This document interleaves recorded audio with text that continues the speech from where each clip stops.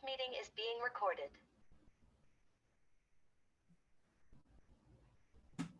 Okay, now for the fun stuff. It's always fun to talk about Krishna. Why bother with something you can't really even control? You know, whatever happens, it happens. And devotee, if he's faithful and he just accepts whatever happens as coming from Krishna's mercy based on what he's done in the past, and he prays to Krishna for his mercy without expecting anything in return, then he deserves to get that mercy, you know, and he inherits the kingdom of God. It's like, you know, like you can't change it, so why worry about it? Worrying doesn't change one hair black or one hair white. You just have to accept whatever it is that comes, and then just depend on Krishna. And you know I deserve to be killed at least a couple of times. So you know that's my karma. So, you know, like, anyway, we just have to keep rolling with the punches, you know. We're on text 49 here. Can everybody see that screen? Yeah. I'm just going to do it like normal, and we'll start out with Alan and then Zoe and then Melissa taking turns reading paragraphs. I'll read the synonyms and translation and stuff like that. So, text 49, Shakta Buddhi Sarvatra Jitatma Vigata Spriya, Naiskarmya Siddhim Paramam Sannyasena Digachati. Synonyms, Ashakta Buddhi, having attained unattached intelligence, Sarvatra, everywhere. Atma or Jitatma, having control of the mind. Vigata Spriha, without material desires. Naiskarmya Siddhim, the perfection of non-reaction, paramam, supreme, sannyasena, and by the renounced order of life, adigachati, one attains. Translation, one who is self-controlled and unattached and who disregards all material enjoyments can attain, by practice of renunciation, the highest perfect stage of freedom from reaction. Go ahead, Al. Real renunciation means that one should always think himself part and partial of the Supreme Lord, and therefore think that he has no right to enjoy the results of his work. Since he is part and partial of the Supreme Lord, the results of his work must be enjoyed by the Supreme Lord. This is actually Krishna consciousness. The person acting in Krishna consciousness is really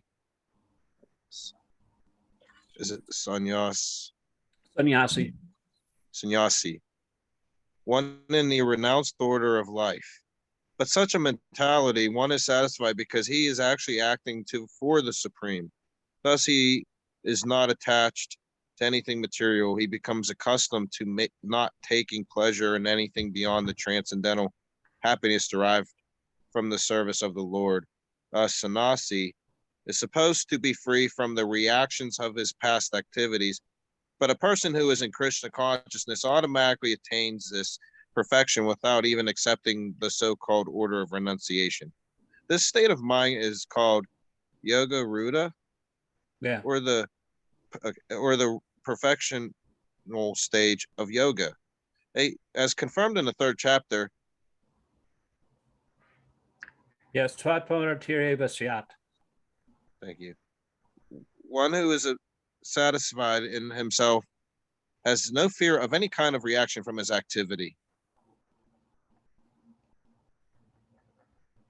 Text 50. Siddhim prapto yata brahma tatapnoti nabodhime sama shinaiva konteya nishta janasya vyapara. Synonyms, siddhim, perfection, prapta, achieving, yata, as Brahma, the Supreme, tata, so, apnoti, one achieves, nibbodha, try to understand, me, for me, samasena, summarily, eva, certainly, Konteo, son of Kunti, nishta, the stage, gyanasya, of knowledge, yah, which, para, transcendental. Translation, O son of Kunti, learn from me how one who has achieved this perfection can attain the supreme perfectional stage, Brahman, the stage of highest knowledge, by acting in the way I shall now summarize.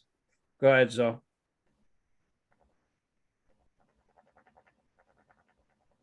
I think you might be muted. Okay, yeah, yes, I was trying to get to that. Okay. The Lord.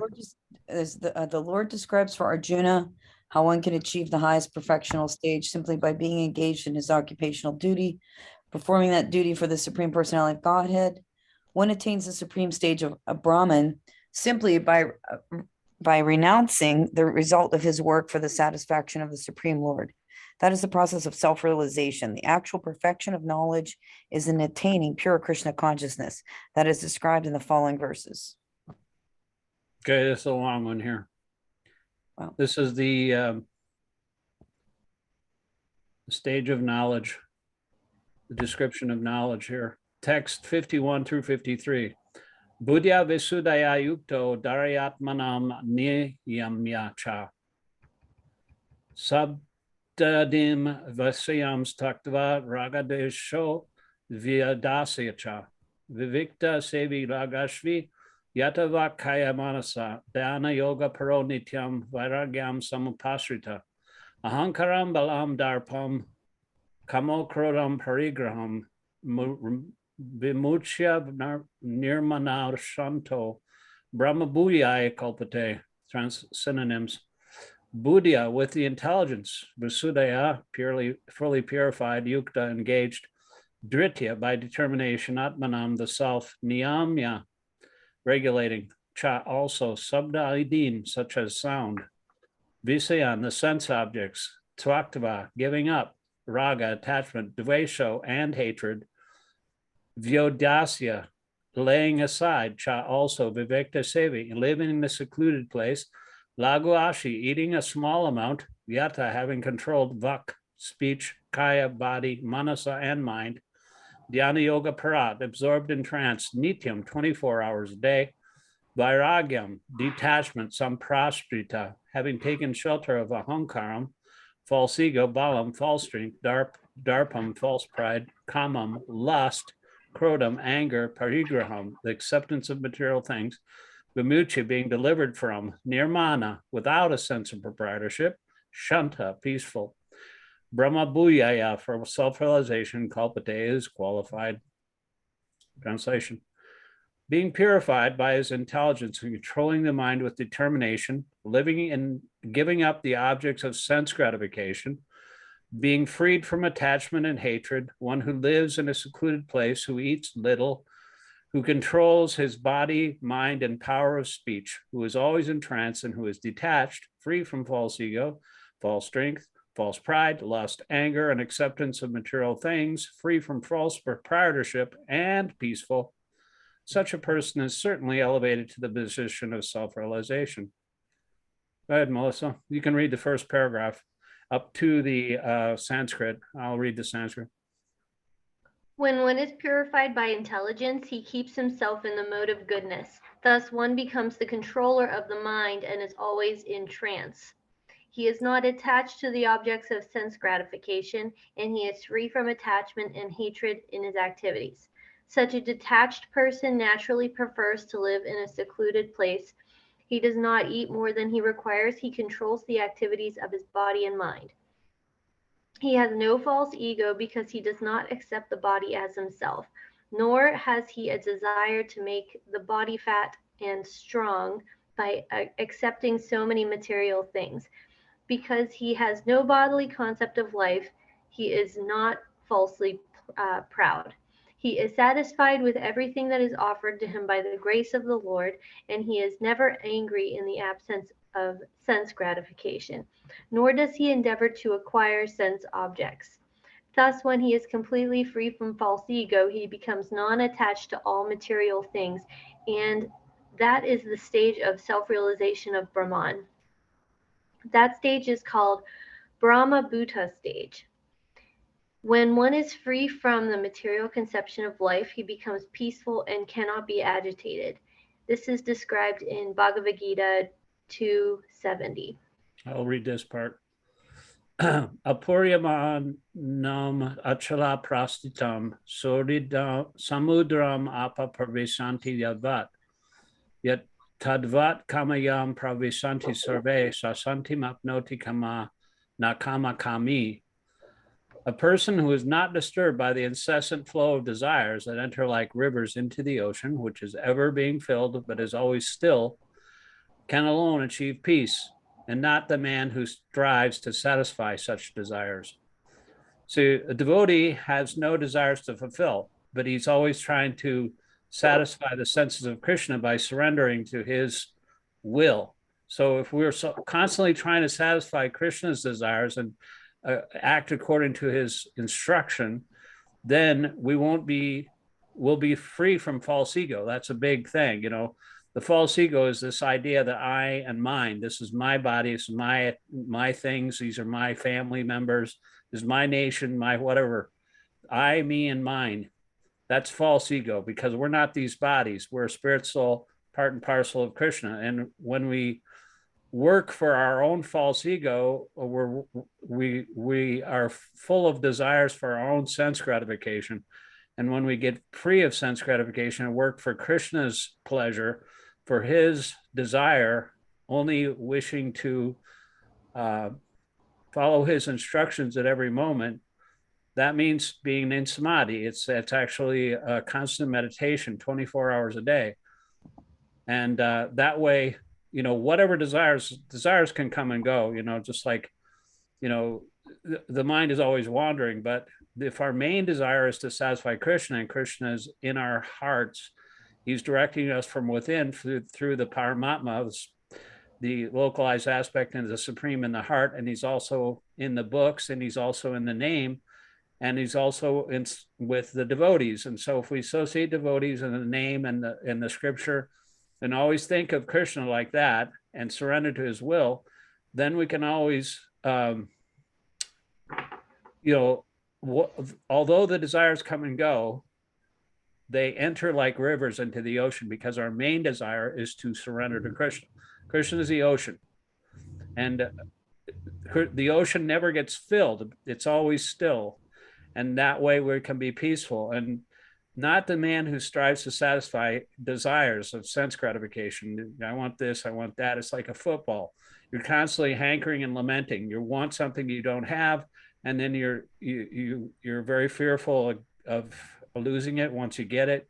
And it's hankering and lamentation. Once you lose it, then you're lamenting. So it's like being kicked back and forth on the football field. You're always hankering and lamenting.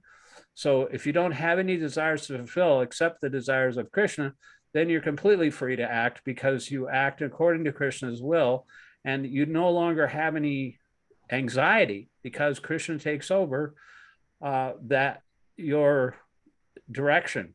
We don't have, what do we know? We don't know anything. So we just let Krishna direct us, and he's got a better idea. Like, what was it, Ford? Ford said he has a better idea with a little light bulb. Krishna always has a better idea. So we have to surrender to Krishna's idea, and that'll make us happy. And then we won't have all these nonsense desires, like to go here and there and eat this and taste this and drink this and, do whatever it is that we do for our own bodily sense gratification. We're just situated in Krishna's desire, and we try to fulfill his desire. That's what the gopis do. I'm reading about the gopis. It's just such a beautiful chapter that I've been reading about the separation of the gopis from Krishna and how they lost him. They got a little proud because they were dancing with him, and then he went away just to increase their desire. And they were wandering in the forest, asking all the trees and creepers where he was. They were almost crazy. And, when he realized that they were almost dead, there was so much separation, they were feeling so much pain, that when he realized that their lives were in danger, he showed up, just beautiful. And then he satisfied all their desires, and then they had the rasa dance after that. It's just a, happy ending, better than any Disney story, that's for sure. So let me just read this next verse here, and then Zoe, you can read the paragraph, first paragraph. There's a bunch of paragraphs here. Brahma Bhuta Prashanatma, this is a famous verse. Na shochati na kankshati, samasarveshu bhuteshu madbhakti mabhate param. Brahma Bhuta being one with the absolute, Parshanatma, fully joyful, na, never, Sochati, laments, na, never, Kankshati, desires, Sama, equally disposed, Sarveshu, to all, Buddhishu, living entities, Mag Bhaktim, my devotional service, Lavate, gains, Param, transcendental, translation. One who is thus transcendentally situated at once realizes the Supreme Brahman and becomes fully joyful. He never laments or desires to have anything. He is equally disposed toward every living entity. In that state, he attains pure devotional service unto me. Go ahead, Zoe, read the first paragraph. To the impersonalist, achieving the Brahma Buddha stage, becoming one with the absolute, is the last word. But for the personalist or pure devotee, one has to go still further to become engaged in pure devotional service. This means that one who is engaged in pure devotional service to the Supreme Lord is already in a state of liberation called Brahma Buddha, oneness with the Absolute. Without being one with the Supreme, the Absolute, one cannot render service unto him. In the Absolute conception, there is no difference between the served and the servitor, yet the distinction is there in a higher spiritual sense. Go ahead, Melissa. It's a long paragraph. In the material concept of life, when one works for sense gratification, there is misery, but in the absolute world, when one is engaged in pure devotional service, there is no misery. The devotee in Krishna consciousness has nothing for which to lament or desire. Since God is full, a living entity who is engaged in God's service, in Krishna consciousness, one becomes also full in himself. He is just like a river, cleansed of all dirty water, because a pure devotee has no thought other than Krishna. He is naturally always joyful. He does not lament for any material loss or aspire for gain, because he is full in the service of the Lord. He has no desire for material enjoyment, because he knows that every living entity is a fragmental part and parcel of the Supreme Lord, and therefore eternally a servant. He does not see in the material world someone as higher and someone as lower. Higher and lower positions are ephemeral, and a devotee has nothing to do with ephemeral appearances or disappearances. For him, stone and gold are of equal value. This is the Brahma Bhuta stage. And this stage is attained very easily by the pure devotee. In that stage of his existence, the idea of becoming one with the Supreme Brahman and annihilating one's individuality becomes hellish. The idea of attaining the heavenly kingdom becomes phantasmagoria.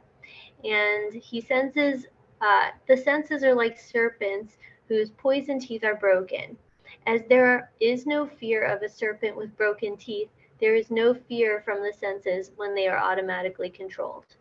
The world is miserable for the materially infected person, but for the devotee, the entire world is as good as Vaikuntha, or the spiritual sky. The highest personality in this material universe is no more significant than an ant for a devotee. Such a stage can be achieved by the mercy of Lord Chaitanya, who preached pure devotional service in this age. Yeah. It's like, it kind of strikes your heart when you see that this world is miserable for the materially infected person. It just gives you compassion for all these people that are running around with so many desires, and they're always miserable because they can never really fulfill their desires. They're looking in the wrong place to fulfill their desires. But when you're on the Brahma Bhuta platform, your desires are already fulfilled. Your senses are already controlled. You have no anxiety and you can do what you please, because it's your actions are the best actions prompted from within by the Supreme in your heart, and also confirmed from without by the spiritual master. And therefore you're free to act. You're free, totally free. And you don't have any fear of reaction, because Just like the idea that the poison teeth of a serpent are broken. You don't have any fear of the senses going out of control because your senses are automatically controlled by being engaged in Krishna service. So we'll read the next verse here. Bhakti Abhijananti, these are like really nectar verses. They're so famous. Bhakti Abhijananti Avanyas Chasmi Tatvata Tato Mam Tatvato Nyatva Vishate Tadanantaram. Bhakti, by pure devotional service, Mam, me, Abhijananti, one can know, Yavan, as much as Yachasmi, as I am, Tatvata, in truth, Tata, thereafter, Mam, me, Tatvata, in truth, Nyatva, knowing, Vishate, he enters, Tadantaram, thereafter. Translation, one can understand me as I am, as the Supreme Personality of Godhead, only by devotional service. And when one is at full consciousness of me by such devotion, he can enter into the kingdom of God. Go ahead, Alan. The Supreme Personality of Godhead Krishna and his plenary portions cannot be understood by mental speculations nor by the non-devotees. If anyone wants to understand the Supreme Personality of Godhead, he has to take to pure devotional service under the guidance of a pure devotee. Otherwise, the truth of the Supreme Personality of Godhead will always be hidden. As already stated in Bhagavad-gītā 7:25. What was that? Prakasha sarvasya. Naham prakasha sarvasya. He is not revealed to everyone.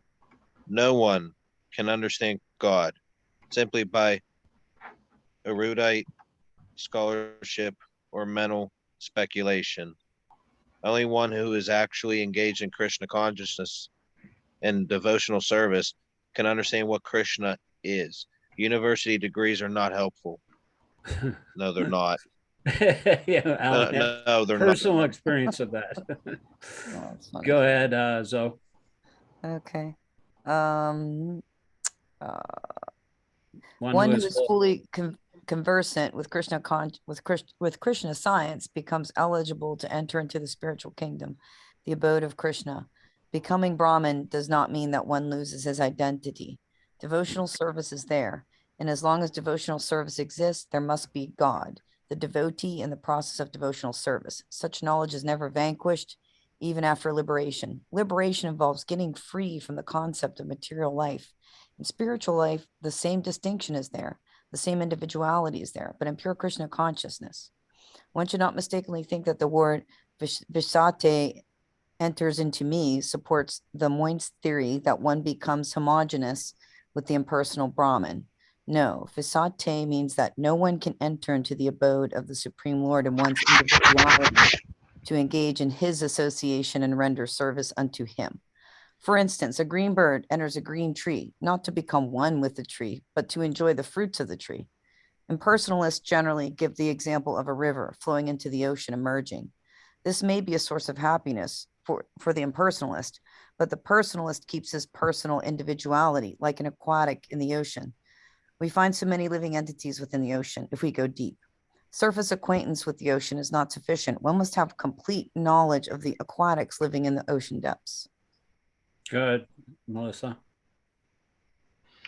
Because of his pure devotional service, a devotee can understand the transcendental qualities and the opulences of the Supreme Lord in truth. As it is stated in the 11th chapter, only by devotional service can one understand. The same is confirmed here. One can understand the Supreme Personality of Godhead by devotional service and enter into his kingdom.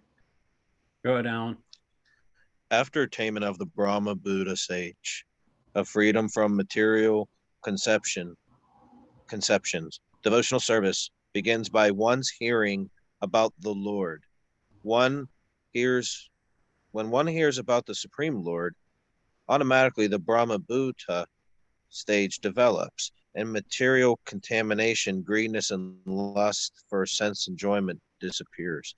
As lust and desires disappear from the heart of a devotee, he becomes more attached to the service of the Lord. And by such attachment, he becomes free from material contamination. In that state of life, he can understand the Supreme Lord. This is the statement of the Srimad Bhagavatam also. After liberation, the process of bhakti, or transcendental service, continues. The Vedanta Sutra confirms this. Aprayanat tatrapi hidristam.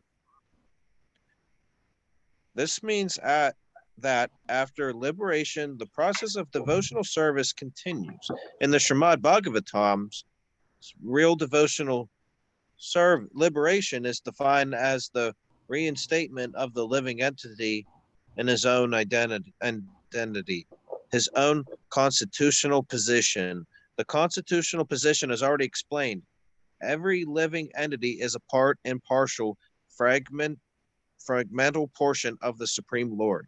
Therefore, his constitutional position is to serve. After liberation, this service is never stopped. Actual liberation is getting free from misconceptions of life.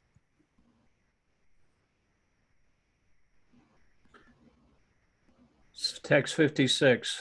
Sarva karmani api sada kurvano mad vyapashraya mad prasadad vavapnoti sashvatam padam avyayam. Synonyms: sarva, all; karmani, activities; api, although; sada, always; karvana, performing; mat vyapashraya, under my protection; mat prasadat, by my mercy; avapnoti, one achieves; sashvatam, the eternal; padam, abode; avyayam, imperishable. Translation: though engaged in all kinds of activities, my pure devotee, under my protection, reaches the eternal and imperishable abode by my grace. Go ahead. Who is it? Zoe. The word Madhvapashraya means under the protection of the Supreme Lord. To be free from material contamination, a pure devotee acts under the direction of the Supreme Lord or his representative, the spiritual master. There is no time limitation for a pure devotee. He is always 24 hours a day, 100% engaged in activities under the direction of the Supreme Lord. To devotee who is thus engaged in Krishna consciousness, the Lord is very, very kind. In spite of all difficulties, he is eventually placed in the transcendental abode, or Krishna Loka. He is guaranteed entrance there. There is no doubt about it. In that supreme abode, there is no change. Everything is eternal, imperishable, and full of knowledge. Text 57. Cetasa sarva karmani maya sannyasi matpara buddhi yogam apasritya matchita satatam bhava. Synonyms: cetasa, by intelligence; sarva karmani, all kinds of activities; maya, unto me; sannyasya, giving up; matpara, under my protection; buddhi yogam, devotional activities; upasritya, taking shelter of; matchitta, in consciousness of me; satatam, 24 hours a day; bhava, just become. Translation: in all activities, just depend on me and work always under my protection. In such devotional service, be fully conscious of me. Go ahead, Zoe. I just read. Who? Isn't it Alan? Oh, you did? Melissa, yeah. Melissa, I mean, Thanks, I guess. Melissa. Oh, yeah. One acts in Krishna consciousness. When one acts in Krishna consciousness, he does not act as the master of the world. Just like a servant, one should act fully under the direction of the Supreme Lord. A servant has no individual independence. He can act only in the order of the master. A servant acting on behalf of the Supreme Master is unaffected by profit and loss. He simply discharges his duty faithfully in terms of the order of the Lord. Now, one may argue that Arjuna was acting under the personal direction of Krishna, but when Krishna is not present, how should one act? If one acts according to the direction of Krishna in this book, as well as under the guidance of the representative of Krishna, then the result will be the same. The Sanskrit word matpara is very important in this verse. It indicates that one has no goal in life save and except acting in Krishna consciousness just to satisfy Krishna. And while working in that way, one should think of Krishna only. I have been appointed to discharge this particular duty by Krishna. While acting in such a way, one naturally has to think of Krishna. This is perfect Krishna consciousness. One should, however, note that after doing something whimsically, he should not offer the result to the Supreme Lord. That sort of duty is not in the devotional service of Krishna consciousness. One should act according to the order of Krishna. This is a very important point. That order of Krishna comes through disciplic succession from the bona fide spiritual master. Therefore, the spiritual master's order should be taken as the prime duty of life. If one gets a bona fide spiritual master and acts according to his direction, then one's perfection of life in Krishna consciousness is guaranteed. I have a question about the use of the word whimsically. The use of the word what? Whimsically. One should, however, note that after doing something whimsically, one should not offer the result to the Supreme Lord. Yeah, that means like anything that you make up, or like, it's like, the spiritual master wants you to bring him a glass of water, and you bring him a glass of milk. No, he wants water, so you should bring him a glass of water. So the thing is, we can't make up stuff. We have to act according to.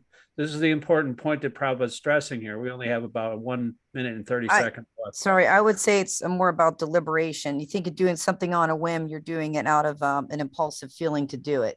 So it's a deliberation to do something, not just because you randomly feel like it. That was my interpretation. Yeah, well, it's acting on behalf of Krishna. When we're the order of Krishna is all in all. Our duty is to serve Krishna and surrender to his will. And so in the line of disciplic succession, it comes from the spiritual master. And therefore, we shouldn't think that we're more intelligent or we have a better plan to offer to Krishna than the spiritual master and Krishna's plan and all the saints and sages in the past. And we can act according to that order, always churning the orders of the spiritual master in our mind. And then when we act on that, then we're Krishna conscious. Is there any other question? We have less than a minute left, but I want to thank you guys for showing up again. I appreciate that. And I guess we'll talk again next time. We'll start on 58. We're almost to the end of this. We got some nectar verses at the end of this chapter. So we'll see you next week. See you guys tomorrow. Thanks. See you Hare tomorrow. Krishna. Hare Krishna.